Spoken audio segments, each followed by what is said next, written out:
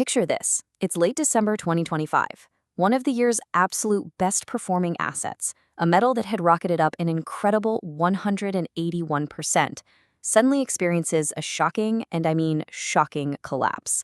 This wasn't some slow, gentle decline. Nope, it was like it fell off a cliff.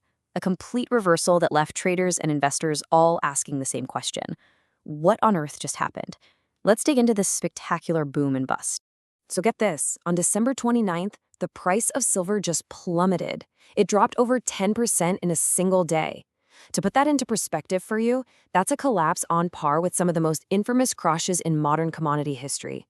A truly brutal, violent move that wiped out weeks and weeks of gains in just a few hours. Just gone. You know, there's a legendary saying in the silver market from analyst David Morgan, and man, does it hit the nail on the head here. What happened wasn't just a price drop. It was the kind of whiplash volatility that silver is famous for. It's the kind of move that's designed to shake out even the most dedicated investors. And this timeline just shows you how incredibly fast it all happened. Silver hits a brand new all-time high, over $83 an ounce, in early Asian trading. Everyone's celebrating, but by the time the market opens in Shanghai, bam, it's already gapped down $10. The selling just continued all day long, right through the US session, bottoming out below $71, from hero to zero in less than 24 hours. So that brings us to the big question, right? How does a rally that spectacular end in such a disastrous crash? Was there some big fundamental change, or was something else going on behind the scenes? But here's the thing. To really understand the fall, you first have to appreciate the climb. Before the crash, silver wasn't just doing okay, it was the undisputed champion of commodities in 2025. We're talking a breathtaking 181% rally that left everything else, even gold, totally in the dust. So what was fueling this rocket ship? Well, it wasn't just one thing. It was basically a perfect storm of four huge fundamental forces that all came together and sent silver into the stratosphere all year long. First, and this is probably the most important driver, there just wasn't enough physical silver to go around. For the 7th year in a row, the world was demanding way more silver than the mines could actually produce. And to make things worse, stockpiles in China hit a 10-year low. It was a classic supply squeeze. Second, silver's role in industry just exploded. In 2025, it was officially named a critical mineral. Why? Because you absolutely need it for solar panels, for electric vehicles, and for the guts of all those AI data centers. This isn't optional demand, you know? It's the kind of demand that's insensitive to price. Industries have to buy it. The third driver was the whole macroeconomic picture. The Federal Reserve started cutting interest rates, and the US dollar got a lot weaker. Now, when that happens, it makes assets like silver, which don't pay any interest, look a whole lot more attractive to investors all over the globe. And finally, the fourth driver, good old-fashioned fear. The world was feeling a bit unstable. People were worried about inflation, and so a ton of money flowed into silver ETFs and physical bars. Investors were just looking for a reliable place to store their wealth. Okay, so if the fundamentals were so incredibly strong, what broke? How did it all fall apart? Well, as we're about to see, it wasn't one single thing. It was a powerful combination of 6 different triggers that all hit the market at the exact same time. And here they are. You know, any one of these triggers on its own might have just been a little bump in the road, but all of them hitting together, that created a devastating avalanche of selling. Now, the most powerful trigger, the biggest domino to fall, was a sudden rule change from the CME, the main exchange for silver futures. They jacked up their margin requirements. So what does that mean? Well, think of margin as the down payment you need to make a big bet. The exchange suddenly made that down payment way bigger, forcing a lot of traders to sell their positions immediately, whether they wanted to or not.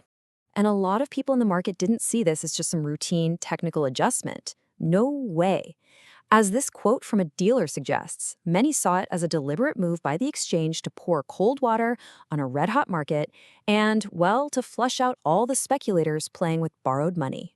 And this is a really crucial point. Who actually felt the pain here? It wasn't the person holding a physical silver coin in their hand. They were totally fine. It was the leveraged futures trader, the one who borrowed money to bet on the price. They're the ones who got that dreaded margin call and were forced to sell into a collapsing market. Then, all these other factors just piled on at the worst possible moment. The market was already technically screaming overbought after a huge 40% run-up. Then you get reports of a possible peace deal in Ukraine, which cooled off that safe haven buying. Add in a quick spike in the dollar, which makes silver more expensive for everyone else. And to top it all off, remember the date? It's the holidays, which means almost no buyers were around to absorb the selling. It was, literally, the definition of a perfect storm. But this is where the story gets really, really interesting, because this crash pulls back the curtain on the entire structure of the modern silver market. The price drop you saw on the charts, that wasn't the whole story. Underneath the surface, something completely different was going on. To really get this, you need to know that there are basically two silver markets. There's the paper market, like the COMEX, where the price is set by financial contracts and derivatives. And then you have the physical market, where actual, real metal bars are being bought and sold. The crash, that happened in the paper market. The physical market was telling a completely different story. And here's the proof. Even as the paper price was collapsing, there was a literal run on the COMEX vaults. A staggering 60% of the deliverable silver was claimed in just 4 days. Think about that. At one point, there were 8 paper claims for every 1 ounce of actual metal in their inventory. Meanwhile, big buyers in India and China were rushing in to buy the physical dip, seeing a huge bargain. In fact, this disconnect got so extreme that the premium to buy an actual physical ounce of silver in places like Shanghai shot up to over $8 above the collapsing paper price in the West. That just screams intense demand for the real thing. David Morgan has a fantastic analogy to help us grasp this. Think of gold as the Dow Jones. It's stable, it's steady, it's a blue-chip asset. Silver, on the other hand, is like the NASDAQ. It's high-flying, it gives you monetary leverage, and it's way more explosive, both on the way up and on the way down. So here's the bottom line. The great silver crash of 2025 wasn't just some wild price swing. It was a massive spotlight that revealed this growing and, frankly, enormous gap between the paper price set by financial markets and the on-the-ground reality of a physically scarce and critical industrial metal. And that leaves us with one heck of a final thought. This event was a violent reset, for sure.